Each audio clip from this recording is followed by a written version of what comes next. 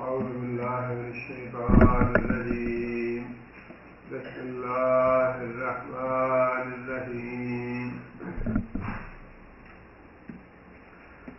پچھلے رکوع میں اللہ تعالیٰ نے انسان کو اپنی بعض نعمتیں اور احسانات گنوا کے یہ فرمایا تھا کہ تم پہ واجب ہے بندگی اور عبادت ایک اللہ کی کرو. اس رکوع میں بھی مضمون تو وہی ہے لیکن اس کا انداز مختلف ہے.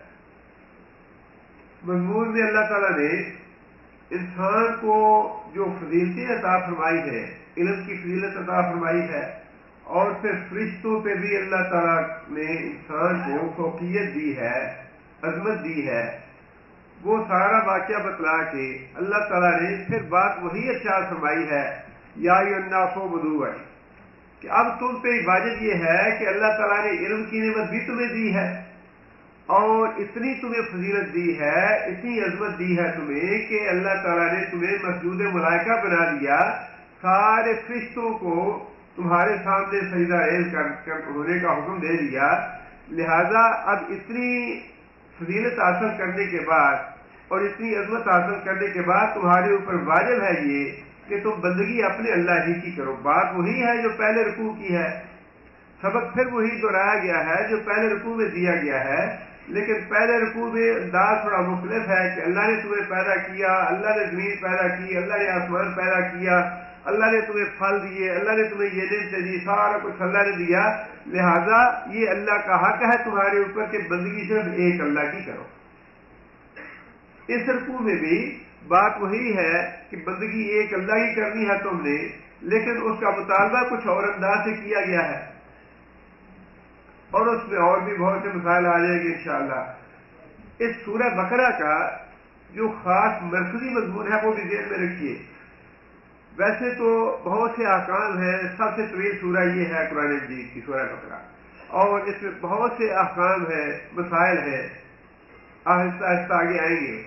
لیکن جو اس سورہ کا مرکزی مضمون ہے وہ یہ ہے کہ اہل کتاب کو اللہ نے جو فضیلت دی تھی، یہودیوں اور عیسائیوں کو، اللہ تعالیٰ نے ان سے وہ فضیلت چھینی کیوں، اور ان سے فضیلت چھیننے کے بعد امت محمدیہ کو یہ فضیلت کیوں دی. سورہ بقرہ کا جو مرکزی مضمون ہے وہ یہ ہے کہ جو منصب تھا امامت کا دنیا کے لیے، پہلے وہ دیا گیا بنی اسرائیل کو، لیکن بنی اسرائیل نے اپنے آپ کو اس آل ثابت نہ کیا، نالائق ثابت ہوئے. لہذا اللہ تعالیٰ نے اب وہی جو امامت کا منصب تھا، ساری دنیا کی امامت کا منصب، وہ امت محمدیہ صلی اللہ علیہ وسلم کو دیا ہے.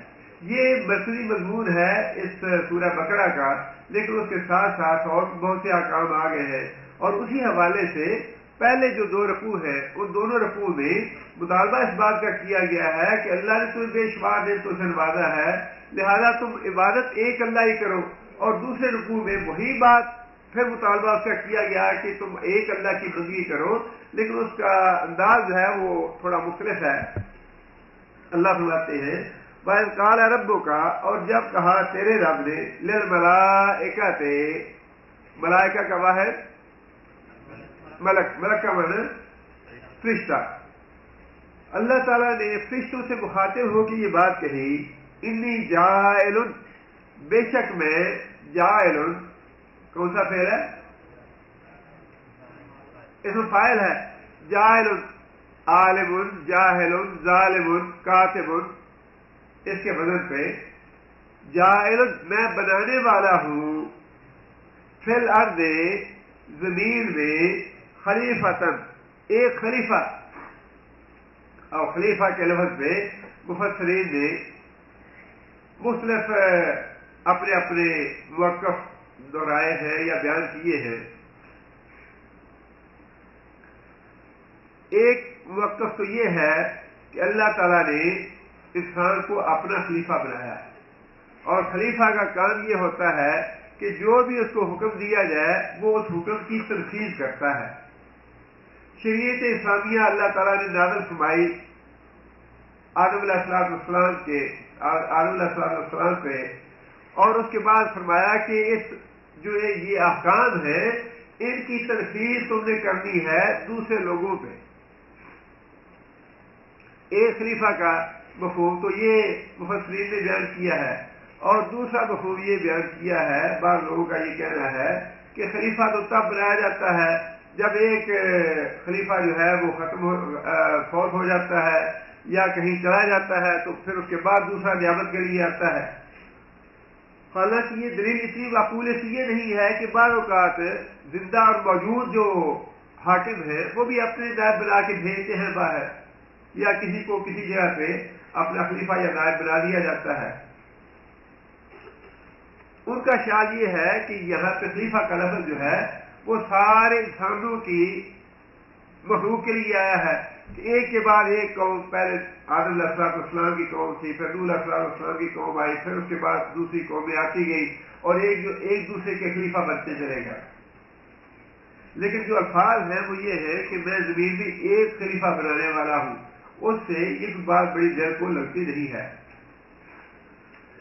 معرف القرآن میں مولانا مفتی محمد شفیع صاحب نے یہ موقف اختیار کیا ہے کہ انبیاء جو ہیں وہ اللہ تعالیٰ کے خلیفے ہیں،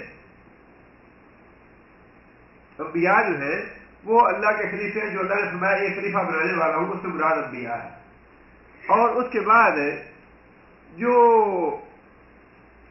نبی صلی اللہ علیہ وسلم کے بعد انبیاء کا سلسلہ ختم ہو گیا، اور خود نبی صلی اللہ علیہ وسلم نے فرمایا کہ اب انبیاء کا سلسلہ تو ختم ہو گیا، لیکن میرے بعد خلفاء آئیں گے، لہذا نبی صلی اللہ علیہ وسلم تک انبیاء جو ہیں وہ خلیفہ تھے، اور نبی صلی اللہ علیہ وسلم کے بعد جو خلفاء آتے ہیں یا حکمران مسلمانوں کے آتے ہیں، امیر المومنین ہو یا خلیفۃ المسلمین ہو یا جو بھی ہو، وہ خلیفۃ الرسول کہلائے گا۔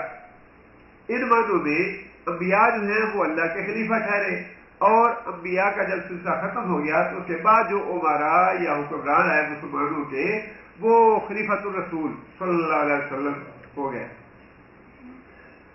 بعض لوگوں نے یہ موقف بیان کیا ہے کہ جنات جو تھے وہ مسلمانوں سے پہلے پیدا ہو چکے تھے، جنات جو ہیں وہ مسلمانوں سے، انسانوں سے پہلے کی مخلوق ہے، اور ان کے سرکشی کی وجہ سے اور ان کی قتل و غارت اور خون ریزی کی وجہ سے فرشتوں نے انہیں سمندروں کی طرف دھکیل دیا۔ یہ بات حدیث میں ہے، اور جن لوگوں نے یہ موقف اختیار کیا ہے ان کا موقف یہ ہے کہ اللہ تعالیٰ نے یہ بات ارشاد فرمائی کہ جنوں کی جگہ پہ میں تمہیں خلیفہ، پہلے خلافت یہ جنات کو دی گئی تھی، لیکن انہوں نے خلافت کا جو مقصد تھا وہ پورا نہیں کیا، لہذا اب ان کی جگہ پہ میں انسانوں کو خلیفہ بنا کے بھیج رہا ہوں۔ جنات جو ہیں ان کی جگہ پہ اللہ تعالیٰ نے انسانوں کو خلیفہ بنایا۔ خلیفہ کا معنی ہے پیچھے آنے والا۔ لیکن سارے جتنے بھی وقف ہیں یا جتنے بھی اقوال ہیں ان میں سے زیادہ اپیل یہی کرتا ہے کہ اللہ تعالیٰ نے انسان کو اپنا خلیفہ اس اعتبار سے بنایا کہ اس پہ شریعت نازل فرمائی، اپنے احکام نازل فرمائے اور اپنے ارشادات بتا دیے اسے، اور پھر اسے یہ مطالبہ کیا کہ یہ جو احکام ہے، یہ جو شریعت ہے، اس کو پوری دنیا پہ غالب کرنا ہے، پوری دنیا میں اس کی تنفیذ کرنی ہے۔ ان معنوں میں انسان جو ہے وہ اللہ تعالیٰ کا خلیفہ ہے صلی اللہ علیہ وسلم۔ لیکن اللہ تعالیٰ نے اب یہ جو واقعہ ہے، اس واقعے کا حاصل کیا ہے یہ بھی ذہن میں رکھیے۔ بعض اوقات انسان واقعہ سن لیتا ہے لیکن یہ پتہ نہیں چلتا یہ واقعہ بیان کیوں ہوا، اس واقعے کے بیان کرنے کا مقصد کیا تھا۔ یہ جو واقعہ اللہ نے یہاں بیان فرمایا ہے، اس واقعے میں جو خلاصہ ہے جو اس کا مقصد ہے وہ یہ ہے، ایک تو یہ بات ثابت کرنی کہ انسان جو ہے اس کو اللہ تعالیٰ نے علم کے ذریعے فرشتوں سے فضیلت دی، اور دوسری بات یہ ہے کہ اللہ تعالیٰ نے کیونکہ فرشتے جو ہیں وہ ارادہ نہیں کرتے، بلکہ اللہ تعالیٰ نے اضطراری طور پہ نیکی کے لیے ہی انہیں پیدا کیا، ان کا اختیار نہیں، اختیار دیا ہے انسان کو، اور جب انسان اختیاری طور پہ نیکی اختیار کرتا ہے تو انسان فرشتے سے افضل بن جاتا ہے۔ جب انسان اختیاری طور پہ اللہ کی اطاعت اختیار کرتا ہے تو پھر انسان فرشتوں سے افضل ہے۔ یہ بات اللہ تعالیٰ نے اس واقعے میں بیان فرمائی ہے کہ ہم نے انسانوں کو فرشتوں پہ فضیلت دی ہے، اور پھر یہ بات بیان کرنے کے بعد مطالبہ پھر وہی ہے کہ اتنی فضیلت عطا کرنے کا جو مقصد ہے وہ یہ ہے کہ تم بندگی میری کرو. لہذا یہ واقعہ جو ہے وہ جیسے اللہ بیان فرماتے ہیں. آگے اللہ فرماتے ہیں قالو فرشتوں نے کہا اتجعلو استفہام کا ہے کیا تجعلو تو بنائے گا فیہا اس میں کے لیے زمین کی طرف ہے کیا تو بنائے گا زمین میں خلیفہ من یفسد فیہا من وہ جو یفسد کون سا پھر ہے گزارا ہے محضور کا غیر کا سیگا ہے یفسد فساد کرتا ہے یا فساد کرے گا فیہا اس میں ویسفک الدماء یسف کا معنی ہوتا ہے خون بہانا خون ریزی کرنا قتل و غارت کرنا فساد برپا کرے زمین میں ویسفک الدماء دم کا معنی خون جو خون ریزی کرے قتل و غارت کرے اور زمین میں فساد برپا کرے کیا یا اللہ تو ایسا خلیفہ بنانا چاہتا ہے. اب یہاں بھی مفسرین نے بہت سی بات کی ہے کہ کیا یہ سوال تھا یا اعتراض تھا اس کی نوعیت کیا تھی. ظاہر ہے کہ فرشتوں کو اللہ تعالیٰ سے یا کسی کو بھی اللہ سے سوال کرنے کی ضرورت تو ہو نہیں سکتی. اصل میں جو زیادہ موقف دل کو اپیل کرتا ہے وہ یہی ہے کہ انسانوں سے پہلے جنات سے اور جنات جو ہیں وہ خوریزی اور قتل و غارت جو کا مظاہرہ کر چکے تھے چونکہ وہ بھی اختیاری مخلوق ہے جس طرح انسان اختیاری مخلوق ہے ان کو بھی نیکی اور بدی کا اختیار دیا گیا ہے. لہذا ان کا طرز عمل دیکھا فرشتوں نے کہ یہ جس مخلوق کو اللہ نے اختیار دیا ہے نیکی کا اور برائی کا اس مخلوق نے تو پہلے ہی بڑا فساد برپا کر رکھا ہے اس نے تو پہلے ہی بڑی خوریزی اور قتل و غارت برپا کر رکھی ہے. اب ایک اور اللہ مخلوق بنانا چاہتے ہیں اختیار جس کو دیں گے نیکی اور برائی کا تو جو وہ جنات نے کیا وہی کچھ یہ بھی کریں گے. یہ جو موقف ہے یا یہ تعبیر یہ دل کو لگتی ہے کہ فرشتوں نے یہ بات پہلے جنات کا طرز عمل دیکھتے ہوئے کہی ہوگی کہ یا اللہ ایک مخلوق تو پہلی جنہوں نے فساد برپا کر رکھا ہے اختیاری مخلوق اور ایک اسی طرح کی اور مخلوق آپ بنانے لگے ہیں. اور جو فرشتوں کی یہ کہنے کا مقصد تھا وہ مقصد یہ تھا کہ یا اللہ آپ اور مخلوق کیوں بناتے ہیں جبکہ ہم موجود ہیں آپ کی خدمت کے لیے آپ کی حمد و ثنا کرنے کے لیے آپ کی تکبیر اور تحلیل کرنے کے لیے ہم موجود ہیں. لہذا اس کا دوسرا حصہ یہ ہے فرشتوں کی بات کا وَنَحْنُ نُسَبِّحُ وَنَحْنُ اور ہم سب نُسَبِّحُ کون سا فعل ہے گزارا ہے جمع متکلم کا ہے. نسبح ہم تسبیح بیان کرتے ہیں. تسبیح بیان کرنے کا مطلب کیا ہے مطلب یہ ہے کہ آپ کی ذات ہر عیب سے پاک ہے. سبحان اللہ کہنا. سبحان اللہ کا معنی یہ ہے کہ اللہ کی ذات ہر عیب سے پاک ہے. یا اللہ ہم آپ کی ہر وقت تسبیح کرتے ہیں اور اس بات کا اعتراف کرتے ہیں کہ آپ کی ذات ہر بات سے ہر عیب سے پاک ہے. بحمدے کا اور آپ کی حمد و ثنا بھی کرتے ہیں آپ کی تعریف کرتے ہیں آپ کی حمد و ثنا کرتے ہیں اور ہر عیب سے آپ کا پاک ہونا بیان کرتے ہیں.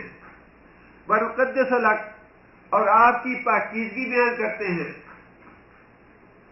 مطلب یہ ہے کہ عبادت کے جتنے بھی طریقے آپ نے ہمیں بتائے ہیں یا اللہ وہ سارے تو ہم خدمت گاروں کی طرح آپ کے لیے بجا لا رہے ہیں اس میں ہم کوئی کسر نہیں چھوڑتے.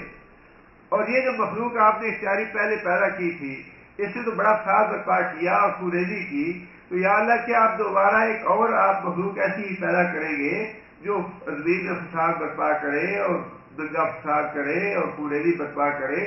تو ہم موجود ہیں آپ کی تسبیح کے لیے آپ کی عبادت کے لیے آپ کی حمد و ثنا کے لیے ہم لوگ موجود ہیں.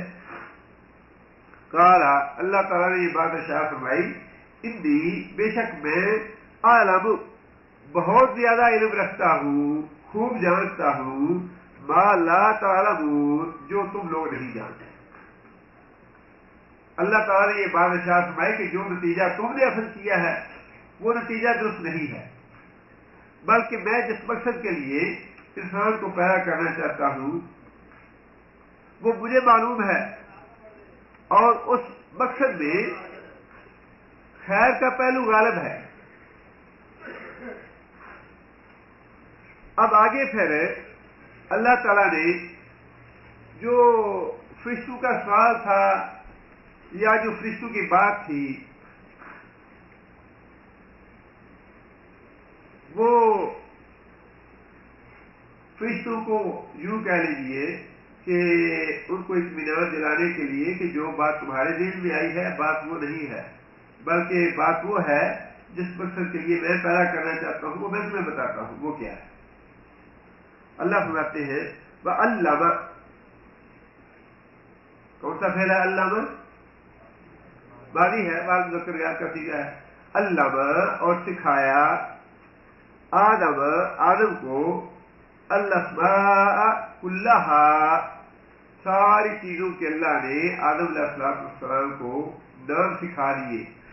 نام سکھانے سے اس کا مطلب یہ نہیں ہے کہ صرف نام ہی بتائے، بلکہ ان ناموں سے متعلق جو دوسرے علوم تھے وہ بھی سکھا دیے.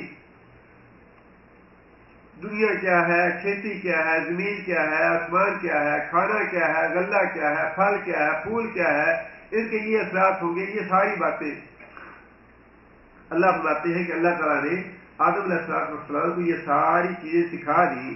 ثم، پھر ارادہم علی الملائکۃ، پیش کیا ان کو علی الملائکہ، ملائکہ پہ، فرشتوں کے سامنے.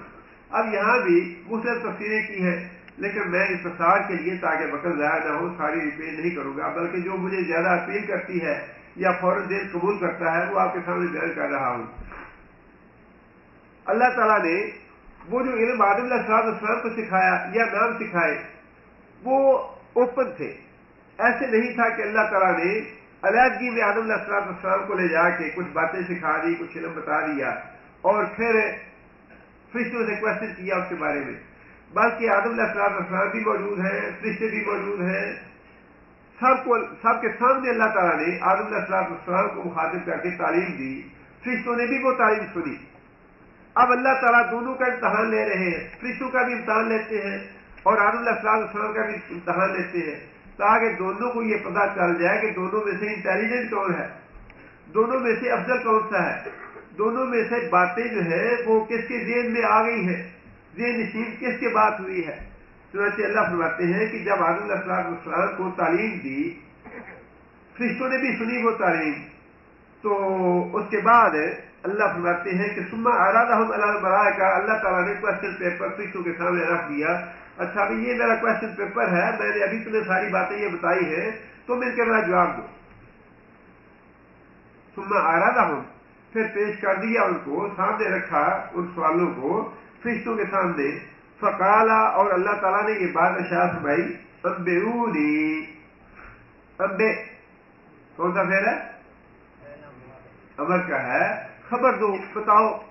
انبئونی، تم مجھے خبر دو، بتاؤ، بے اسماء ہؤلاء، ان چیزوں کے ناموں کے بارے میں. اللہ تعالیٰ نے پہلے تعلیم دی دونوں کو، آدم علیہ السلام کو بھی فرشتوں کے سامنے. اس کے بعد کوشچن پیپر رکھ دیا فرشتوں کے سامنے اور فرشتوں سے یہ کہا کہ اچھا تم ذرا جواب دو ان باتوں کے جو میں نے ابھی تھوڑی دیر پہلے تمہیں بتائی ہے. ان کو تم صادقین، اگر تم سچے ہو. یعنی یہ آپ مخلوق پیدا کیوں کر رہے؟ بات تو فرشتوں نے یہی کہی تھی کہ یا اللہ آپ ایک خلیفہ پیدا کریں گے جو فساد برپا کرے گا، خوریزی کرے گا، قتل و غارت کرے گا. آپ اس کو نہ کیجیے، ہم آپ کی بات کے لیے موجود ہیں، آپ کی تصدیق کرتے ہیں، حمد و ثنا کرتے ہیں، جو بھی آپ حکم دیتے ہیں وہ بجا لاتے ہیں. کیا ضرورت ہے ایسا مفسد مخلوق پیدا کرنے کی؟ تو اللہ تعالیٰ نے فرمایا کہ اچھا بات یہ نہیں ہے، بلکہ میں تمہیں بتاتا ہوں کہ میں اس مخلوق کو کیوں پیدا کر رہا ہوں. اب اللہ تعالیٰ نے جب یہ سوال کیا تو ساتھ یہ بات ارشاد فرمائی کہ اگر تمہارے ذہن میں جو بات تھی دنگے فساد والی، اگر وہی درست ہے تو پھر ذرا تم بتاؤ کہ یہ جو کوشچن پیپر ہے جس کی میں نے تعریف دی اس کا جواب دو تم مجھے. قالو، فرشتوں نے کہا، سبحانک، یا اللہ تیری ذات ہر عیب سے پاک ہے، لا علم لنا، ہمیں تو کچھ علم نہیں ہے، الا ما علمتنا، سوائے اس کے جو تو ہمیں سکھا دے. इल्ला मा अल्लमतना, साल के जो तू हमें सिखा दे। अब यहाँ से मुफस्सिरीन ने एक और नुक्ता भी वादे किया है। वो नुक्ता ये है कि फरिश्ते जो है, सारे फरिश्ते हर तरह का इल्म नहीं रखते, बल्कि जिस फरिश्ते को जो इल्म अल्लाह ने सिखाया है उस फरिश्ते को उतना ही इल्म है। मिसाल के तौर पे बारिश का फरिश्ता है, बारिश के फरिश्ते को पानी के बारे में, बादलों के बारे में तो इल्म है, या जो भी उसको हुक्म दिया गया, लेकिन उसको खुराक वाले फरिश्ते के बारे में कुछ इल्म नहीं कि इसको अल्लाह ने क्या इल्म दिया है। या जो फरिश्ता लोगों की जानें निकालता है उसको अल्लाह ने क्या इल्म दिया है, उसके बारे में पानी वाले फरिश्ते को कुछ पता नहीं है। जिसके बारे में अल्लाह ने लिखा है कि उसने किसी की रोजी लिखनी है, या जिसने किसी की बीमारी और सेहत लिखनी है, औलाद लिखनी है, जिसको जिस ड्यूटी पे लगाया गया है वही उसको इल्म है। और ये बात बड़ी मारूफ है, हमारे यहाँ भी ऐसे ही है। एक इंजीनियर है, अब इंजीनियर को इंजीनियरिंग का तो पता है, मेडिकल का उसको पता नहीं है। एक अकाउंटेंट है, उसको अकाउंटेंट का तो पता है, लेकिन वो लॉ तो नहीं जानता। जो लॉ जानता है वो इंजीनियरिंग नहीं जानता। बिल्कुल ऐसे ही जो ड्यूटियां अल्लाह ने फरिश्तों को दी है, अपनी ड्यूटी का तो उन्हें इल्म है। या अल्लाह जो तूने हमें इल्म दिया कि भाई तेरी ड्यूटी ये है और तेरे मुतल्लिका ये नॉलेज है, वो तो या अल्लाह हमें पता है, लेकिन जिस नॉलेज का हमारे साथ ताल्लुक नहीं है, या अल्लाह उसके हमें क्या पता। अब यही बात फरिश्तों ने उस क्वेश्चन पेपर के बारे में भी कही, जो अल्लाह ताला ने थोड़ी देर पहले आदम अलैहिस्सलाम को बताई थी बातें, कि या अल्लाह हमारे तो पल्ले कुछ नहीं पड़ा जो आदम अलैहिस्सलाम को तूने बताया है। भूख क्या होती है, प्यास क्या होती है, रोटी क्या है, गल्ला क्या है, फल क्या है, मैंगो क्या है, सब्जी क्या है, ये जो बातें तूने बताई आदम अलैहिस्सलाम को उनकी जरूरत के लिए, या दुनिया की जो चीजें हैं, जो अस्मा आपने सिखाए, जो उनके ख्वास और तासीर जो बताई आपने, या अल्लाह ये हमारे तो कुछ पल्ला नहीं पड़ा। अल्लाह या अल्लाह हमें तो कुछ पता नहीं चला क्या तूने बताया है इसको। आगे अल्लाह फरमाते हैं, फरिश्तों ने आगे ये बात कही, इन्नका अंतल अलीम व हकीम, बेशक तू ही खूब इल्म रखने वाला और खूब हिकमत वाला है। यानी फरिश्तों ने अपनी जो बात कही हुई थी उसको वापस ले लिया और अल्लाह ताला की हम्दो सना की कि या अल्लाह तेरी जात हर ऐप से पाक है, तू कोई ऐसा काम नहीं करता जिसमें कोई ऐब हो, कोई खामी हो, कोई ऐसी मखलूक पैदा नहीं करता, और जो तू काम करता है उसकी हिकमत भी तू ही जानता है। तू खूब इल्म रखता है और खूब हिकमत रखता है कि ऐसी जो मखलूक तू पैदा करना चाहता है उसमें क्या हिकमत है। कहा फिर उसके बाद अल्लाह ताला ने वही क्वेश्चन पेपर आदम अलैहिस्सलाम के सामने रख दिया, या आदम, ए आदम, अंबे हम बे अस्माए हैं। अब जो मैंने तुम्हें इल्म सिखाया है, नाम सिखाए हैं, या उनके ख्वास और तासीर वगैरह बताई है, जो उनकी तफसीलात बताई है, अंबे हम, ए आदम, इन फरिश्तों को जरा उसके बारे में तुम बताओ।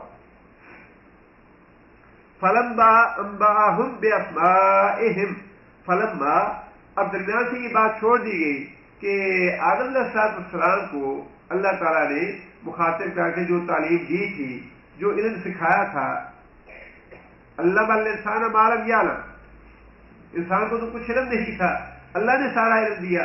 अब जो भी अल्लाह ताला ने आदम अलैहिस्सलाम को इल्म दिया था वो सारे का सारा आदम अलैहिस्सलाम ने फरिश्तों के सामने दोहरा दिया कि अल्लाह ताला ने ये बातें अर्शाद फरमाई है, ये इल्म अल्लाह ने दिया है मुझे। फलम्मा, बस जब अंबाहुम, आदम अलैहिस्सलाम ने, उनसे मुराद कौन है? फरिश्ते। जब आदम अलैहिस्सलाम ने फरिश्तों को सारी बातों से, उस सारे इल्म से आगाह कर दिया, बे अस्माइहिम, उन चीजों के नामों से, तो आदम अलैहिस्सलाम भी सुरखरू हो गए इम्तहान में, कामयाब हो गए इम्तहान में। और अल्लाह ताला ने फिर ये बात इरशाद फरमाई, काला, अल्लाह ने इरशाद फरमाया, अलम अकुल लकुम, अलम आ इस्तिफाम का है, लम अकुल मुजारा बुलंद है, क्या मैंने तुम्हें नहीं कहा था, अलम क्या नहीं, अकुल मैंने कहा, लकुम वास्ते तुम्हारे, इन्नी बेशक मैं, आलमो खूब जानता हूं, غیب السماوات والارض، زمین و آسمان کے غیب کے علم مجھے ہی ہے، زمین و آسمان کی چھپی ہوئی باتوں کا علم مجھے ہے، تمہیں نہیں ہے۔ مطلب یہ ہے کہ یہ جو مخلوق میں پیدا کرنا چاہتا ہوں اس میں کیا حکمت ہے، کیوں میں پیدا کرنا چاہتا ہوں۔ تمہارے ذہن میں تو ایک بات آئی پہلے جنات کا طرز عمل دیکھ کے، اور وہی تمہیں معلوم ہے کہ شاید اختیاری مخلوق یہی کچھ کرے گی، لیکن اس کی حکمت میں جانتا ہوں، تم نہیں جانتے۔ اور یہ سارے سوال جواب کرنے کا مقصد کیا ہے؟ سارے سوال جواب تفصیل کے ساتھ کرنا جو ہے، اللہ تعالیٰ کو تو ضرورت نہیں تھی، بھائی ٹھیک ہے ایک مخلوق میں پیدا کرنا چاہتا ہوں، جیسے جنات پہلے پیدا کیے ویسے ہی خاموشی سے اللہ تعالیٰ فرما رہے تھے۔ لیکن اس میں دونوں باتیں ہیں، ایک تو فرشتوں کو بھی یہ جتلانا مقصود ہے کہ وہ جو مخلوق پیدا کر رہا ہوں تم سے افضل ہوگی، اور انسانوں کو بھی یہ بتلانا مقصود ہے کہ میں نے تمہیں کتنی فضیلت دی ہے۔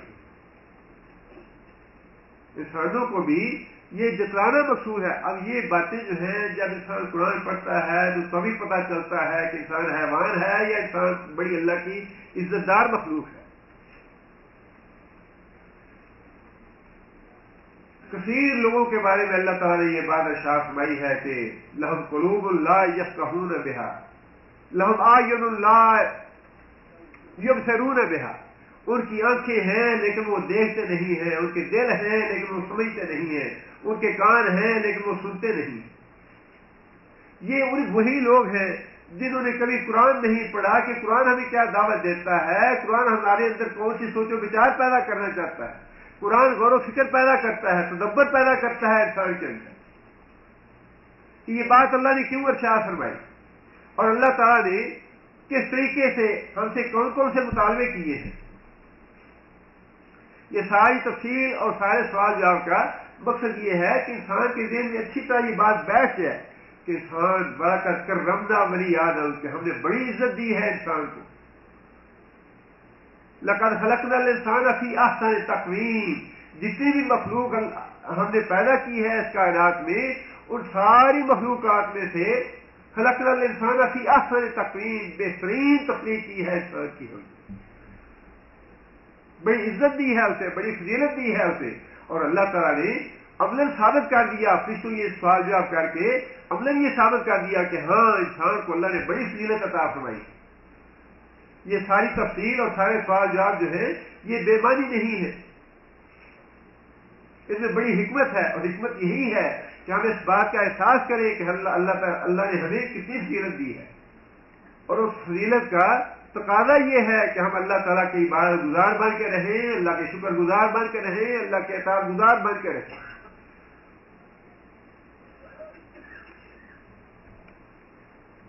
وَأَعْلَمُ، اور میں خوب جانتا ہوں، مَا تُبْدُونَ، جو تم ظاہر کرتے ہو، وَمَا كُنْتُمْ تَكْتُمُونَ، اور جو تم چھپاتے ہو۔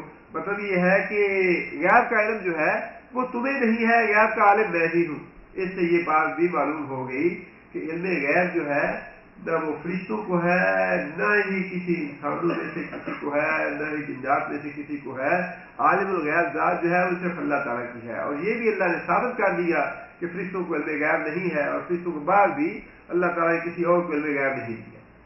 عالم الغیب ہونا اللہ تعالیٰ کی صفات میں سے ہے۔ آگے پھر اللہ فرماتے ہیں کہ جب یہ علمی فضیلت ثابت ہو گئی کہ انسان کو ہم نے ایسا دین عطا فرمایا ہے جس سے وہ سارے علوم قبول کرنے کی صلاحیت رکھتا ہے جو کہ فرشتے نہیں رکھتے، یہ اللہ نے ثابت کر دیا کہ فرشتوں کو ہم نے وہ ذہن نہیں دیا کہ فرشتے سارے علوم قبول کر سکیں، بلکہ انسان کو ہم نے ایسی صلاحیت دی ہے، ایسا ذہن دیا ہے جسے جیسا بھی علوم پڑھایا جائے وہ سارے کا سارا اس کا ذہن قبول کر لے۔ یہ فضیلت اللہ تعالیٰ نے علمی فضیلت انسان کی ثابت کر دی، آدم علیہ السلام کی۔ اب علمی فضیلت ثابت ہونے کے بعد جب فرشتوں کو ہمارے محترم استاد ڈاکٹر فضل اللہ صاحب تشریف لے آئے ہیں، اب ہم انشاءاللہ اس سے استفادہ کریں گے۔ ڈاکٹر صاحب آپ تشریف لیں، باقی مضمون انشاءاللہ اگلے دن مکمل کریں۔ पिछली 3 आयतों में अल्लाह ताला ने फरिश्तों और हज़रत आदम अलैहिस्सलाम के हवाले से हमें ये बात बताई कि अल्लाह ताला ने फरिश्तों के मुकाबले में आदम अलैहिस्सलाम को इल्म की फजीलत से नवाजा और उस इल्म की फजीलत की वजह से अल्लाह ताला ने ये फ़ैसला फरमाया कि आदम को मैं ज़मीन में खिलाफत अता करूँगा। अगरचे फरिश्तों ने अपनी खिदमात पेश की कि या अल्लाह हम आपकी इबादत करते हैं, हम आपकी सना करते हैं, हम आपकी तकदीस करते हैं, लेकिन अल्लाह ताला ने फरमाया कि जो बात मेरे इल्म में है तुम्हारे इल्म में नहीं है। जो मखलूक मैं पैदा करना चाहता हूँ वो इल्म के एतबार से तुमसे अफजल होगी और उसमें खैर का पहलू गालिब होगा। अब उसके बाद जब अल्लाह ताला ने ये बात साबित कर दी कि आदम जो है वो इल्म के एतबार से अफजल है मलाइका से, फरिश्तों से, तो उसके बाद फिर अल्लाह ताला ने अमलन आदम अलैहिस्सलाम को सजदा करवाया फरिश्तों से, जिसका जिक्र इस आयत में है। अल्लाह फरमाते हैं वाइज़ कुलना, और जब हमने कहा लिल मलाइकते वास्ते फरिश्तों के उसजुदू ले आदम, सजदा करो आदम को। सजदा करने के बारे में मुफस्सिरीन ने मुख्तलिफ तफासीर बयान की हैं और जो ज़्यादा दिल को बात लगती है वो यही है। अंग्रेज़ी में सजदे का माना, लफ्ज़ी माना है झुक जाना। एक कैफियत वो है जो नमाज में हम सजदे के नाम से इख्तियार करते हैं, अपना माथा ज़मीन पे टेक देना, 7 आज़ा पे अल्लाह ताला के हजूर सजदा करना। एक सजदे की वो कैफियत है जो हमारे ज़हन में मौजूद रहती है, लेकिन सजदे का लुग़वी माना जो है वो है झुकना। और अंग्रेज़ी में सजदे का जो तर्जुमा किया गया है वो बो के लफ्ज़ से है, जिसका माना ही झुकना है। एक तो इसकी जो सही या दिल को ज़्यादा लगने वाली और फिर बगैर किसी तावील के तर्जुमा या तफसीर है वो यही है कि अल्लाह ताला ने ये फरमाया कि तुम आदम के आगे झुक जाओ और उसकी जो अज़मत है, उसकी बुजुर्गी है, उसका एतराफ़ कर लो। दूसरी तफसीर ये है कि जिस तरह का सजदा हम नमाज में करते हैं, इसी तरह का सजदा अगर मान लिया जाए कि उसी सजदे का हुक्म अल्लाह ने दिया, तो उसके बारे में फिर मुफस्सिरीन ने यह वजाहत की है कि ये सजदा ताज़ीमी था और इबादत का सजदा जो है वो न पहले जायज़ था न आइंदा कभी जायज़ होगा, और ताज़ीमी सजदा पहले जायज़ था। नबी सल्लल्लाहु अलैहि वसल्लम की उम्मत में ताज़ीमी सजदा भी ममनू करार दे दिया गया। लेकिन जो लोग सजदे की उसी कैफियत को इसका माना करते हैं उन्होंने ये इसकी तावील की है। लेकिन उसकी अच्छी जो तावील है या तर्जुमा वो यही है कि ताज़ीम के तौर पे, जिस तरह आज भी बाज़ लोग ताज़ीम के तौर पे दूसरे के आगे सलाम लेते हुए थोड़ा झुक जाते हैं, इसी तरह अल्लाह ने फरमाया कि तुम भी आदम के आगे ताज़ीम के तौर पे झुक जाओ, और फरिश्ते जो थे वो झुक गए। और बाज़ मुफस्सिरीन ने यहाँ सजदे का माना मुसख्खर करने के मानों में लिया है कि अल्लाह ताला ने फरिश्तों को हुक्म दिया कि मैं खलीफा बना के आदम को भेज रहा हूँ दुनिया में, और इसको बाइख्तियार मैंने बनाया है। अगर नेकी ये करना चाहे तो जो नेकी के फरिश्ते हैं वो इसके साथ तावन करें और नेकी की राह को इसके लिए आसान बना दें, और जो अगर ये किसी बुराई के रास्ते पे जाना चाहता है तो जो मुआविन फरिश्ते जो हैं वो उस रास्ते में भी इससे इसका मुआविन बने और इसकी राह सहल कर दें। यानी फरिश्तों को दोनों कामों के लिए अल्लाह ताला ने मुसख्खर कर दिया इंसान के लिए, उसको उसके आगे झुका के कि दुनिया में ये बाइख्तियार मखलूक मैं भेज रहा हूँ, और ये जौन सा भी रास्ता इख्तियार करना चाहे नेकी का या बुराई का, तुमने इसके साथ तावन करना है बस। अल्लाह ताला ने हुक्म दिया लिल मलाइकते, सारे फरिश्तों को, फसजदू سب نے سجدہ کیا الا ابلیس، لیکن ابلیس نے سجدہ نہ کیا۔ یہ بات تو واضح ہے، سورہ کہف میں اللہ تعالیٰ نے یہ بات ارشاد فرما دی کہ ابلیس جو ہے وہ جنات میں سے ہے، فرشتوں میں سے نہیں ہے۔ بعض لوگوں نے اس کی تفسیر میں یہ لکھا ہے کہ اپنے علم کی وجہ سے، اپنے عمل کی وجہ سے اتنی فضیلت اختیار کر چکا تھا کہ فرشتوں میں گھلا ملا رہتا تھا، لہذا وہ بھی اس کے حکم میں شامل ہو گیا۔ لیکن جو اچھی تفسیر ہے وہ یہ ہے کہ اس وقت جتنی بھی مخلوق تھی انسان کے علاوہ، اس کو اللہ تعالیٰ نے حکم دیا کہ تم انسان کے آگے جھک جاؤ، اور لفظ تو فرشتوں کا ہے، لیکن فرشتے جو ہیں وہ اس وقت سب سے اولا اور افضل مخلوق تھے۔ اولا اور افضل مخلوق کا نام لینے کے بعد باقی جو ادنا مخلوق تھی وہ از خود اس کے حکم میں شامل ہو گئی۔ مثال کے طور پہ قرآن مجید میں اللہ تعالیٰ نے نماز کا یا زکوٰۃ کا حکم جہاں کہیں بھی دیا ہے وہ مذکر کے صیغے میں دیا ہے، اقیم الصلاۃ، سارے مرد جو ہیں وہ نماز قائم کریں۔ عورتوں کا الگ نام لے کے کہیں بھی اللہ نے نماز پڑھنے کا حکم نہیں دیا، عورتوں کا الگ نام لے کے زکوٰۃ ادا کرنے کا کہیں بھی اللہ نے حکم نہیں دیا۔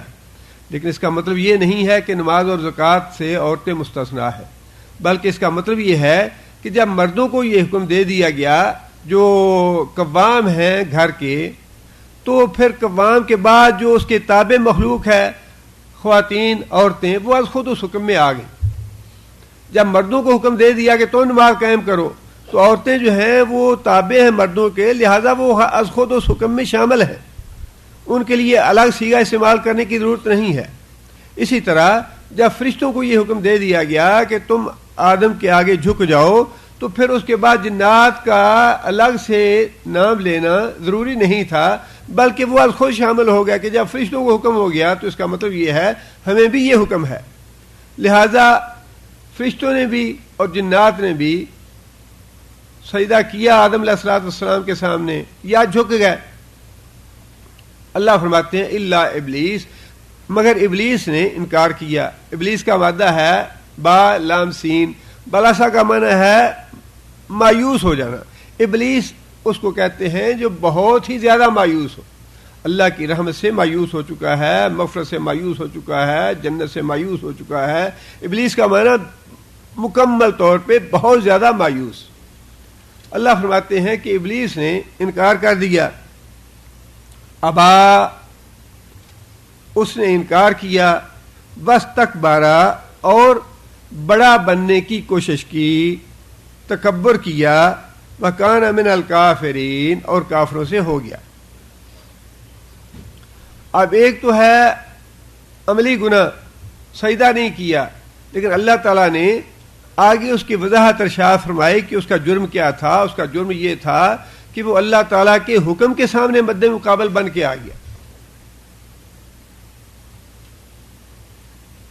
دوسری جگہ پہ اللہ تعالیٰ نے اس کی وضاحت فرمائی ہے کہ اللہ تعالیٰ نے جب حکم دیا سجدہ کرنے کا تو ابلیس نے انکار کیا۔ اللہ تعالیٰ نے اس سے پوچھا کہ تم نے انکار کیوں کیا ہے؟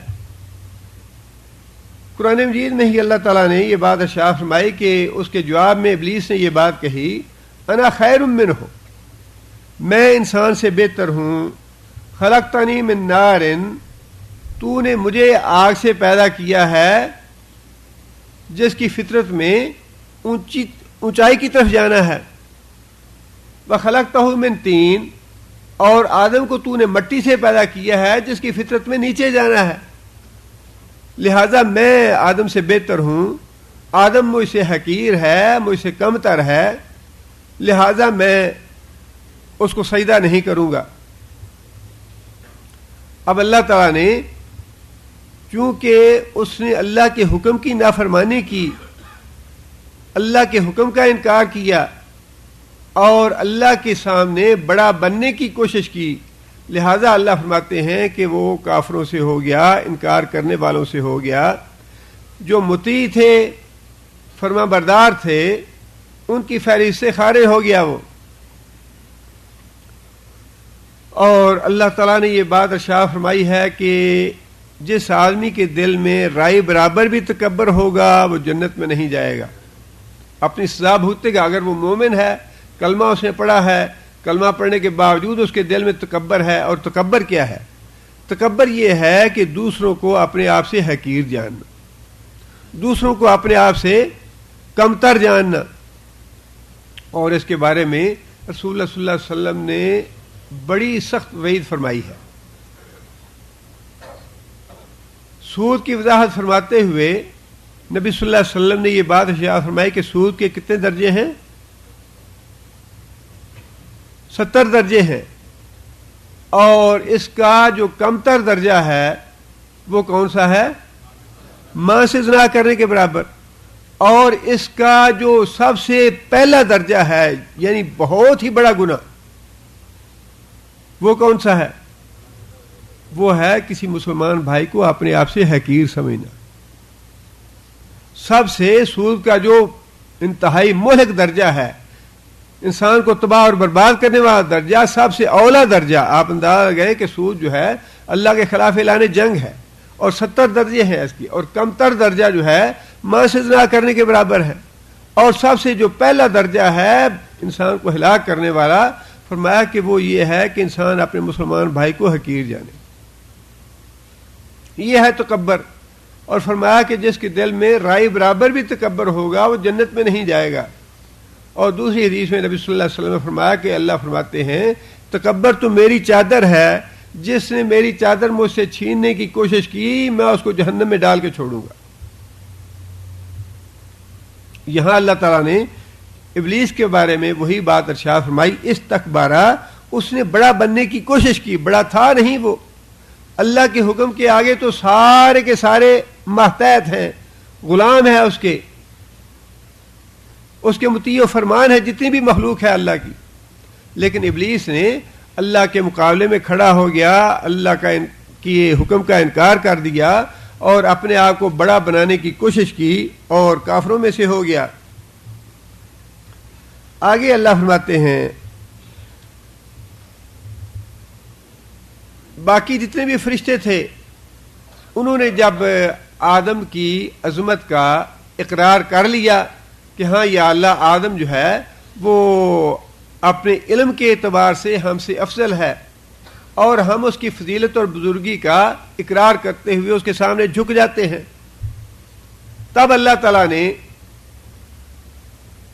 خلافت کا فیصلہ فرما لیا کہ آدم کو میں زمین کا خلیفہ، فیصلہ تو پہلے فرما دیا تھا لیکن عملاً ثابت کر دیا کہ انسان جو ہے واقعی مستحق ہے زمین کی خلافت کے۔ اب اس کے بعد انسان کا امتحان لینا چاہا اللہ تعالیٰ نے۔ امتحان لینے کے لیے اللہ تعالیٰ نے اس کو جنت میں بھیجا۔ اللہ فرماتے ہیں وَقُلْنَا، جب یہ سجدے کا معاملہ ہو گیا اس کے بعد پھر اللہ تعالیٰ نے فرمایا کہ یا آدم، اے آدم، اسکن انت وزوجک الجنت، اسکن سکونت اختیار کر، ٹھہر جا، انتا تو وزوجک، اور تیری بیوی حضرت حوا، جن کے بارے میں نبی صلی اللہ علیہ وسلم نے فرمایا کہ آدم کی پسلی سے پیدا کی گئی ہے۔ اور یہ ساری باتیں جو ہیں اللہ تعالیٰ نے نشانیوں کے طور پہ اور معجزات کے طور پہ ہمارے سامنے رکھی ہے کہ اللہ تعالیٰ کی یہ قدرت ہے، اللہ چاہیں تو بغیر باپ کے، بغیر ماں کے آدم علیہ الصلوۃ والسلام کو پیدا کر لیں، اللہ چاہیں تو بغیر ماں کے حضرت حوا کو پیدا کر لیں، اللہ چاہیں تو بغیر باپ کے عیسیٰ علیہ الصلوۃ والسلام کو پیدا کر لیں۔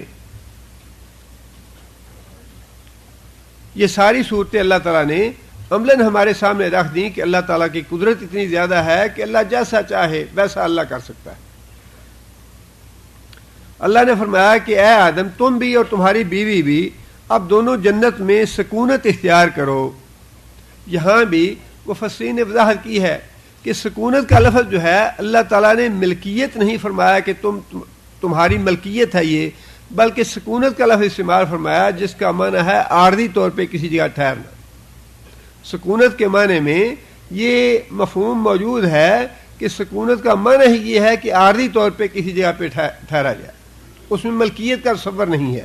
اللہ نے فرمایا کہ تم ٹھہرو اور تمہاری بیوی جنت میں، وَكُلَا، اور دونوں کھاؤ، کل واحد کے لیے اور کلا دونوں کے لیے، اور دونوں کھاؤ منہا، اس جنت سے، راغدن کا مطلب یہ ہے کہ بکثرت، جتنا چاہو، تمہیں کوئی روک ٹوک نہیں ہے، جیسا چاہو، جتنا چاہو، جس وقت چاہو کھاؤ جنت کے پھلوں سے، حیث شئتما، جہاں سے تم چاہو، جیسے تم چاہو، ولا تقربا، یہ صیغے اللہ تعالیٰ تثنیہ کے فرما رہے ہیں دونوں کے لیے، حضرت آدم کے لیے بھی اور حضرت حوا کے لیے بھی، ولا تقربا، اور تم دونوں قریب نہ جانا، ہذہ الشجرۃ، اس درخت کے۔ امتحان لینے کے لیے اللہ تعالیٰ نے کوئی ایک درخت مقرر فرما دیا کہ بھئی تمہارا امتحان ہے اس میں کہ یہ جو درخت ہے اس کے پاس نہ جانا۔ اب کون سا درخت ہے اس تجسس میں پڑھنے کی ضرورت نہیں ہے، امتحان لینا مقصود تھا، اور امتحان لینے کے لیے اللہ تعالیٰ کوئی بھی چیز مقرر کر سکتے تھے، درخت مقرر فرما دیا، یا کوئی دیوار مقرر فرما دیتے، کوئی گھر مقرر فرما دیتے، یا کوئی بھی چیز مقرر فرما دیتے۔ مقصود یہ تھا کہ اس کا امتحان لیا جائے کہ واقعی یہ ہمارے امتحان میں کامیاب رہتا ہے یا نہیں رہتا، جنت کا اپنے آپ کو مستحق بناتا ہے یا نہیں بناتا۔ اللہ فرماتے ہیں لا تقربا ہذہ الشجرۃ، یہ نہیں فرمایا کہ اس درخت سے نہ کھانا، پیچھے فرمایا کلا، دونوں کھاؤ جہاں سے چاہو، لیکن اس درخت کے بارے میں یہ نہیں فرمایا کہ لا کلا، کہ اس درخت سے نہ کھانا، بلکہ یہ ہے اس درخت کے قریب بھی نہ پھٹکنا۔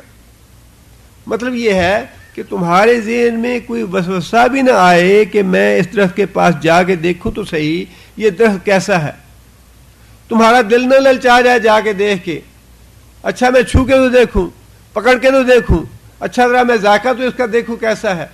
فرمایا کہ اس کے قریب بھی نہ جانا، جس طرح اللہ تعالیٰ نے قرآن مجید میں یہ بات ارشاد فرمائی ولا تقربوا الزنا، زنا کے قریب بھی نہ جاؤ، اور اس کا مطلب یہ ہے کہ زنا کو جانے والے جتنے راستے ہیں، فرمایا کہ عورت جو ہے وہ تیز خوشبو لگا کے باہر نہ نکلے، پاؤں میں زیور پہن کے باہر نہ نکلے، پاؤں کو زور سے نہ مارے، اور بغیر حجاب کے گھر سے باہر نہ نکلے۔ یہ ساری پابندیاں اس لیے لگائیں کہ یہ ساری باتیں یا ساری چیزیں جو ہیں یہ زنا کی طرف لے کے جانے والی ہیں۔ عورت بے حجاب ہو کے نکلتی ہے، فیشن کر کے باہر نکلتی ہے، زیورات پہن کے باہر نکلتی ہے، خوشبو لگا کے باہر نکلتی ہے، تو یہ ساری چیزیں جو ہیں یہ مردوں کے دلوں میں ہیجان پیدا کرتی ہیں، زنا کی طرف رغبت دلانے والی ہیں۔ لہذا فرمایا کہ زنا کو جانے کے جو راستے ہیں ان راستوں پہ بھی قدم نہ رکھو، وہ سارے راستے بھی شریعت نے بند کر دیے۔ اسی طرح فرمایا کہ ہم نے آدم سے اور حوا سے یہ بات کہی کہ اس درخت کو جانے والے راستے جو ہیں ان کے قریب بھی نہ جانا، ان سے نہ گزرنا، کہیں تمہارے دل میں کوئی خواہش نہ پیدا ہو جائے کہ میں اس درخت کو دیکھوں تو صحیح، یا ہاتھ تو لگاؤں یا چکھوں تو صحیح۔ فرمایا کہ اس کے قریب نہ پھٹکنا۔ امتحان تھا آدم علیہ السلام کا، فتکونا من الظالمین، فتکونا، ورنہ تم دونوں ہو جاؤ گے ظالموں سے، تم دونوں ظالموں سے ہو جاؤ گے۔ ظالم جو ہے وہ صرف اپنے آپ پہ ظلم نہیں کرتا، ظلم کا مطلب یہ ہے کسی کا حق تلف کرنا، کسی کا حق مارنا۔ جو انسان ظلم کرتا ہے وہ دوسرے کا حق بھی مارتا ہے اور اپنا بھی حق مارتا ہے۔ دوسرے کا حق اس طرح، نبی صلی اللہ علیہ وسلم نے صحابی سے پوچھا کہ اے معاذ، تم جانتے ہو اللہ کا بندوں پہ کیا حق ہے اور بندوں کا اللہ پہ کیا حق ہے؟ حضرت معاذ نے عرض کیا کہ یا رسول اللہ اور اللہ کے رسول بہتر جانتے ہیں۔ نبی صلی اللہ علیہ وسلم نے فرمایا کہ اللہ کا حق بندوں پہ یہ ہے، بندے اللہ کے علاوہ کسی دوسرے کی بندگی نہ کریں، اللہ کی توحید میں کسی دوسرے کو شریک نہ کریں، اور پھر بندوں کا حق اللہ پہ یہ ہے کہ اس کے نتیجے میں اللہ تعالیٰ بندوں کو जन्नत से नवाज दे। अब जब आदमी अल्लाह की नाफरमानी करता है, न ये कि इंसान अल्लाह का जो हक है वो उसे नहीं देता, अल्लाह का हक ये है कि बंदगी उसकी की जाए, अताअत उसकी की जाए, फरमाबरदारी उसकी की जाए, ये तो अल्लाह का हक है। अल्लाह का हक भी मारा इंसान ने, और अपना हक यूं मारा कि हक हमारा था जन्नत लेने का, अल्लाह की फरमाबरदारी करके, अल्लाह की अताअत करके, अल्लाह की तौहीद पे ईमान ला के। नबी सल्लल्लाहु अलैहि वसल्लम ने फरमाया कि बंदों का हक ये है कि अल्लाह बंदों को जन्नत में भेज दे। अब उस जन्नत को भी हमने ठुकरा दिया, अपने आप पे भी जुल्म किया और अल्लाह का हक भी मारा, दोनों तरह से हक मारे गए। जो जुल्म करता है, नाफरमानी करता है अल्लाह की ताबेदारी नहीं करता, अल्लाह का हक भी मारता है और अपना हक भी मारता है। ये है फतकूना मिनज़्ज़ालिमीन। उन दोनों ने अल्लाह की आज़माइश पे पूरे न उतरे, जो अल्लाह ताला ने हुक्म दिया था उस पे कायम न रह सके, और फरमाया कि अगर तुम ना इस आज़माइश में कामयाब ना हुए, दोनों जालिमों से हो जाओगे। आगे फिर अल्लाह फरमाते हैं फ़अज़ल्ला, अज़ल्ला का माना टाल देना, हटा देना, बहका देना, फुसला देना। फ़अज़ल्लहुमा, अब शैतान जो है, जब अल्लाह ताला ने उसको ये फरमा दिया कि अब तू तो काफिर है, तूने मेरे हुक्म का इनकार कर दिया। अब कुरान मजीद में जा बजा अल्लाह ताला ने ये वाक़या मुख्तलिफ अल्फाज में बयान फरमाया है। एक जगह पे अल्लाह फरमाते हैं कि जब हमने शैतान को ये बात कही कि तुम सजदे का हुक्म दिया, शैतान ने इनकार कर दिया, तो शैतान ने ये बात कही कि या अल्लाह तूने मुझे गुमराह किया है, अब तूने मुझे गुमराह किया है, लिहाजा मैं तेरे बंदों को भी गुमराह करूंगा। और उसने दलील ये दी गुमराह करने की कि या अल्लाह तू अगर मुझे हुक्म न देता सजदा करने का तो मैं ना इनकार करता। आप देखिए दलील कैसी है, ये कुरान में अल्लाह ने बात इरशाद फरमाई, अगर तू मुझे हुक्म न देता मैं इनकार न करता, लिहाजा असल गुमराही तो आपने मुझे गुमराह किया है। कितनी बड़ी दिलेरी है और कितना बड़ा, ये वही बात है जो मुशरिक कहते हैं, अगर अल्लाह न चाहे तो हम शिरक न करें। और हमारे कई बेनसीब लोग जो हैं, हाँ जी अगर अल्लाह को मंजूर होगा तो नमाज पढ़ लेंगे, अल्लाह को मंजूर नहीं तो हम कैसे करें। ये वही शैतान वाली दलील है कि या अल्लाह तूने मुझे हुक्म दिया था सजदा करने का, अगर तू हुक्म न देता तो मैं इनकार न करता।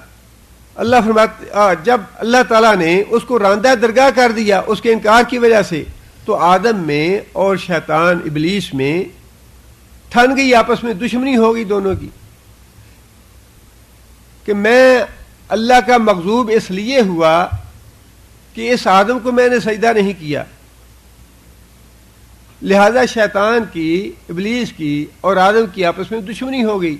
अब शैतान या इबलीस इस इंतजार में था, इस टो में था कि मुझे कोई मौका मिले तो मैं आदम से बदला लूं इसका,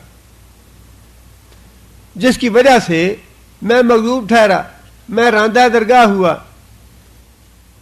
चुनांचे वो इस टो में लगा रहा कि कैसे मैं अपना बदला आदम से लेता हूं।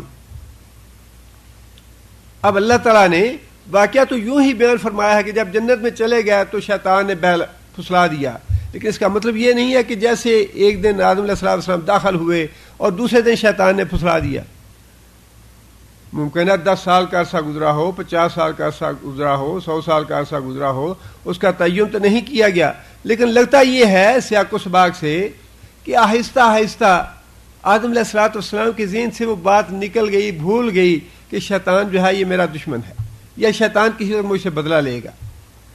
ज़माना काफ़ी गुजर गया और आदम अलैहिस्सलाम को उस शिद्दत से वो बात याद न रही जिस शिद्दत से इब्तिदा में ज़हन में थी कि ये मेरा दुश्मन है और ये मुझसे बदला ले सकता है।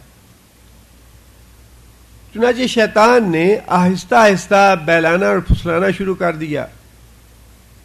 यहां पे तो अल्लाह ताला ने सिर्फ इतना तज़किरा फरमाया है फ़अज़ल्लहुमा, फुसला दिया उनको, लेकिन दूसरी जगह पे अल्लाह ताला ने उसकी कुछ वजाहत भी इरशाद फरमाई है। सूरह आराफ में अल्लाह फरमाते हैं फ़वस्वसा लहुम शैतान, शैतान ने वसवसा डालना शुरू कर दिया आदम अलैहिस्सलाम के दिल में। और इस मुकाम पे मुफस्सरीन ने वैसे बड़ी लंबी तफसीरें की हैं कि इब्लीस तो जन्नत से बाहर था, वो वसवसा कैसे डाल सकता था, या वो जन्नत के अंदर था जब उसने वसवसा डाला, इंसान की शक्ल में सामने आया, या वैसे वसवसा डाला उसने। ये सारी बातें जो हैं ये अपनी जगह पे हैं, लेकिन इनका हासिल कुछ नहीं है। आप जितना भी उस पर बात कर लें या जितनी भी लंबी तफसीरें आप पढ़ लें, उसका हासिल जो है वो वही है जो अल्लाह ने हमें बता दिया है। और हदायत जो है इंसान को जो ला हासिल बात से है उन्हें पढ़ना नहीं चाहिए, वक़्त अपना ज़ाया नहीं करना चाहिए। जो असल बात थी वो अल्लाह ने बता दी हमें कि शैतान पीछे लग गया आदम अलैहिस्सलाम के कि मैं इससे अपना इंतकाम लूंगा, और आहिस्ता आहिस्ता आदम अलैहिस्सलाम के दिल में वसवसे डालने शुरू कर दी उस दरख्त के बारे में। और फिर अल्लाह फरमाते हैं कि यहां तक इब्लीस ने आदम अलैहिस्सलाम पे डोरे डालने शुरू कर दिए। काला मा नहाकुमा रब्बुकुमा अन हाज़िही शजरते, अल्लाह ताला ने तुम्हें इस तरह से मना नहीं किया मगर इसलिए अन तकूना मलकैन, कि तुम कहीं दोनों फरिश्ते न बन जाओ, नूरी न बन जाओ। अब ये एक पुरकशिश किस्म की बात थी कि अच्छा ये दरख्त जो है जो खाता है वो खाकी की बजाय नूरी बन जाता है। ये तो बड़ी अजीब बात है कि खाकी जो है वो नूरी बन जाए, और नूर तो बड़ी पुरकशिश चीज़ है, बड़ी अच्छी चीज़ है। तो इसका मतलब ये हुआ कि इस दरख्त की तासीर में ये चीज़ है कि जो इसको खाएगा वो नूरी बन जाएगा। और दूसरी बात शैतान ने आदम अलैहिस्सलाम के दिल में ये डाली, औ तकूना मिनल खालिदीन, औ तकूना मिनल खालिदीन, या इसका दूसरी तासीर ये है कि ये आब हयात की तासीर रखता है दरख्त।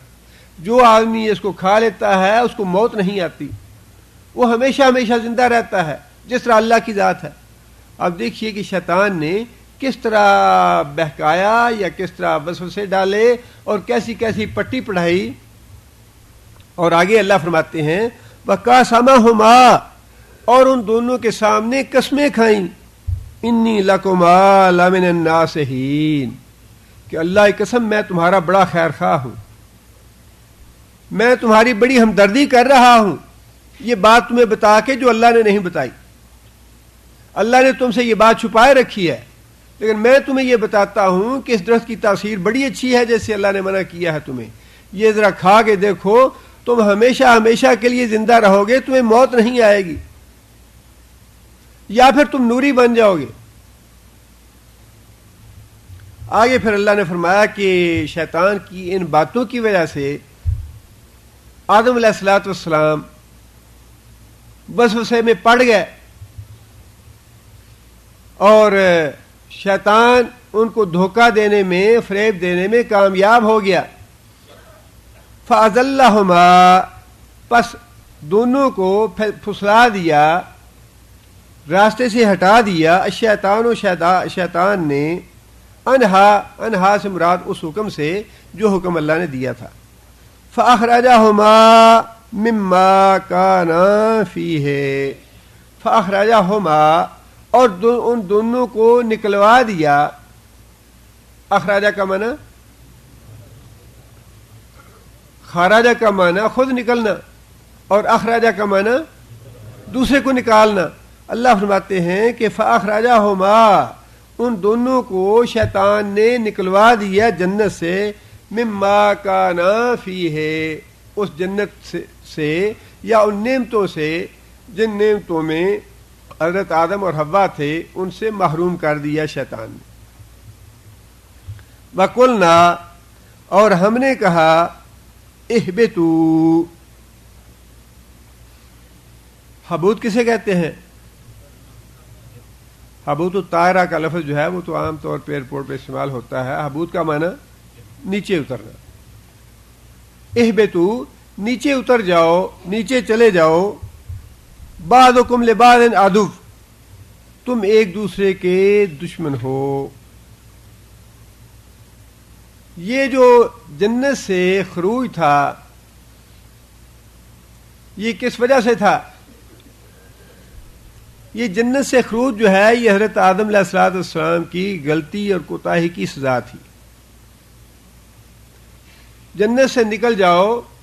اور دوسری بات یہ کہ بعضکم لبعض عدو، تم ایک دوسرے کے دشمن ہو. اب یہاں بھی مفسرین نے مختلف معنی لیے ہیں. ایک معنی تو یہ ہے کہ تم آپس میں یعنی آدم اور ابلیس یہ دونوں آپس میں دشمن ہیں، ایک دوسرے کے دشمن ہیں، اور تم اب یہاں سے نکل جاؤ جنت سے، اور تمہاری یہ دشمنی قائم رہے گی قیامت تک. ابلیس جو ہے وہ شیطان سے دشمنی کرے گا اور ابلیس انسان سے دشمنی کرے گا، اور انسان جو ہے اسے چاہیے کہ وہ شیطان کا دشمن بن کے رہے اور اس کو اپنا دشمن سمجھ کے رہے. تم دونوں ایک دوسرے کے دشمن ہو. بعض نے یہ اس کا مفہوم لکھا ہے کہ یہ بھی سزا کے طور پہ اللہ تعالیٰ نے بات ارشاد فرمائی کہ اب تمہاری اولاد جو ہے یعنی ابن آدم، یہ بھی اس کے لیے ایک دوسری سزا ہے کہ ان میں دشمنیاں چلتی رہیں گی دنیا میں. آپس میں بھائی چارے کے ساتھ رہنے والے لوگ کم ہی ہوں گے، لیکن جو بات زیادہ قوی لگتی ہے وہ یہی ہے کہ چونکہ آدم کی اور ابلیس کی دشمنی شروع ہو گئی وہیں سے، لہذا اللہ تعالیٰ نے یہ بات ارشاد فرمائی، پہلے سے آگاہ کر دیا کہ تم دونوں آگاہ رہو. آدم علیہ الصلوۃ والسلام جو ہیں، آدم یا ابن آدم، ابلیس اس کا دشمن ہے، اور ابن آدم کو چاہیے کہ وہ ابلیس کو اپنا دشمن سمجھ کے رہے. یہ اب اور بات ہے کہ شیطان جو ہے وہ تو ہمیشہ دشمن سمجھتا ہے آدم کو اپنا، لیکن آدم جو ہے یا ابن آدم یا انسان جو ہے وہ بعض اوقات شیطان کو اپنا دوست بنا کے رکھتے ہیں. اللہ کی نافرمانی والے کام بڑی رغبت سے کرتے ہیں، اللہ کی سرکشی اور بغاوت سے بڑی دل میں لذت محسوس کرتے ہیں، اور یہی معنی ہے کہ شیطان کو دوست بنا کے رکھتے ہیں. حالانکہ اللہ تعالیٰ نے ہمیں آگاہ کر رکھا ہے کہ یہ تو تمہارا عدو مبین ہے، بڑا کھلا دشمن ہے تمہارا، اور اس کو اپنا دشمن سمجھ کے رہنا دنیا میں. آگے پھر اللہ نے فرمایا کہ وَلَكُمْ فِي الْأَرْضِ مُسْتَقَرٌّ وَمَتَاعٌ إِلَىٰ حِينٍ. وَلَكُمْ اور واسطے تمہارے فی الارض زمین میں مستقرن جائے قرار ہے، ٹھکانہ ہے، قیام ہے، ومتاع اور سامان زیست ہے، الہین ایک خاص وقت تک. مطلب یہ کہ دنیا میں تم جاؤ گے تو دنیا میں تمہارا رہنا اور تمہارا زندگی بسر کرنا ابدی نہیں ہے، ایک محدود وقت کے لیے ہے. زمین جو ہے یہ تمہاری ابدی قیام گاہ نہیں ہوگی، بلکہ مختصر سے وقت کے لیے میں تمہیں بھیج رہا ہوں. کسی کو 60 سال کے لیے، 70 سال کے لیے، 50 سال کے لیے، 5 سال کے لیے، اللہ تعالیٰ کے علم میں ہے کہ کتنا بھیجنا ہے. لیکن یہ بات اپنے ذہن میں رکھنا کہ تمہارا اصل جو مقام ہے وہ کون سا ہے؟ تمہارا اصل مقام وہی ہے جس سے تم نے اپنے آپ کو محروم کر لیا اللہ کی نافرمانی کر کے. تمہارا اصل مقام وہی ہے، تمہارا اصل ٹھکانہ وہی ہے. تمہیں آنا وہیں چاہیے اللہ کی اطاعت اور فرما برداری کر کے، اللہ کے امتحان اور آزمائش میں پاس ہو کے آنا تمہیں وہیں چاہیے. لہذا تمہارا امتحان لینے کے لیے عارضی طور پہ تھوڑے وقت کے لیے میں تمہیں زمین پہ بھیج رہا ہوں، اور وہاں پہ تمہیں میں سامان زیست مہیا کروں گا، زندگی کی تمہاری ضروریات تمہیں مہیا کروں گا، کھانے کے لیے، پینے کے لیے، رہنے کے لیے، سہنے کے لیے جو تمہاری ضروریات ہوں گی وہ تمہیں دوں گا. لیکن یہ بات یاد رکھنا الہین یہ ہے تھوڑے وقت کے لیے، عارضی زندگی ہوگی، یہ محدود وقت کے لیے ہوگا. یہ اس دنیا کو اپنا ابدی ٹھکانہ نہ سمجھ لینا. اور سب سے زیادہ رسول اکرم صلی اللہ علیہ وسلم نے، حضرت عائشہ نے اسی لیے یہ بات ارشاد فرمائی تھی کہ نبی صلی اللہ علیہ وسلم جو ہیں وہ خود قرآن ہے، جس کا مطلب یہ ہے کہ قرآن نے جو باتیں ارشاد فرمائی ہیں، جن باتوں کا حکم دیا ہے، سب سے زیادہ سب سے بڑھ کے اس پہ عمل کرنے والے رسول اللہ صلی اللہ علیہ وسلم. فرمایا کہ دنیا میں اس طرح رہو جس طرح ایک مسافر زندگی بسر کرتا ہے. درخت کے سائے تلے انسان سفر کرتے ہوئے تھوڑی دیر کے لیے آرام کرتا ہے. آرام کرنے کے بعد جس انسان کو یہ پتا ہے کہ میں مسافر ہوں, یہاں میں تھوڑی دیر کے لیے سستانے کے لیے آیا ہوں, وہ اس جگہ کو اپنا ابدی ٹھکانہ نہیں بناتا, یا وہاں زمین کے بھاؤ تو نہیں معلوم کرتا, وہاں پہ فلیٹ اور پلاٹ نہیں بنانے شروع کر دیتا, بلکہ وہ تو یہ کہتا ہے کہ ابدی چاند منٹ کے لیے میں نے سستانا ہے, اس کے بعد میں پھر میرا سفر شروع ہونے والا ہے. یہ تو ایک چند لمحے کی بات ہے. 50 سال 60 سال جتنے بھی لوگ آئے, 14,000 سال یا 20,000 سال, کروڑ سال, جتنے بھی ہم گزر چکے ہیں سال سال, ہم دیکھ رہے ہیں کہ لوگ آتے ہیں جاتے ہیں, آ رہے ہیں اور جا رہے ہیں. یہاں نہ کوئی نبی رہا, نہ ولی رہا, نہ کوئی چھوٹا نہ بڑا, نیک اور گناہگار, سارے کے سارے سب نے جانا ہی جانا ہے. حضرت عمر نے رسول اکرم صلی اللہ علیہ وسلم کا بستر دیکھ کے آنسو نکل آئے. یا رسول اللہ, آپ اللہ تعالیٰ سے دعا کیوں نہیں کرتے کہ کیسر و کسریٰ کے جو مالک ہیں وہ اللہ کے نافرمان, اللہ کے سرکش, اور اتنی دنیا اللہ نے دے رکھی انہیں, اور آپ اللہ کے رسول ہیں, اور آپ کے گھر میں یہ اثاثہ ہے کہ 1 کلو جو ایک طرف پڑے ہیں, اور یہ چمڑے کا بستر ہے آپ کا, اور یہ تکیہ ہے آپ کا, اور یہ ایک لوٹا ہے آپ کا, یہ آپ کا ایک چادر ہے, یہ 3-4 چیزیں سارے گھر میں پڑی ہیں, آپ اللہ سے دعا کیوں نہیں کرتے؟ فرمایا کہ عمر تم کس حال میں ہو, تمہاری سوچ کیسی ہے, تم ابھی اسی مقام میں ہو. میرا اور اس دنیا کا کیا تعلق آپس میں؟ میرا اس دنیا سے تعلق تو اتنا ہی ہے جتنا مسافر ایک جگہ پہ قیام کرتا ہے تھوڑی دیر سستانے کے لیے, پھر چل کھڑا ہوتا ہے. کیا تمہیں یہ پسند نہیں ہے کہ کیسر و کسریٰ کے لیے نعمتیں دنیا میں ہو اور ہمارے لیے نعمتیں اللہ نے آخرت میں رکھی ہو؟ لہذا اللہ تعالیٰ نے پہلے سے ہی خبردار کر دیا, فی الارض مستقرن, تم زمین میں جاؤ, تمہارا ٹھکانہ زمین کو میں نے بنایا ہے, لیکن یہ بات یاد رکھنا بمتاع الی حین, کہ وہاں کی زندگی جو ہے وہ ایک تھوڑے وقت کے لیے ہے, سستانے کے لیے ہے, مستقل رہنے کی جگہ نہیں ہوگی وہ.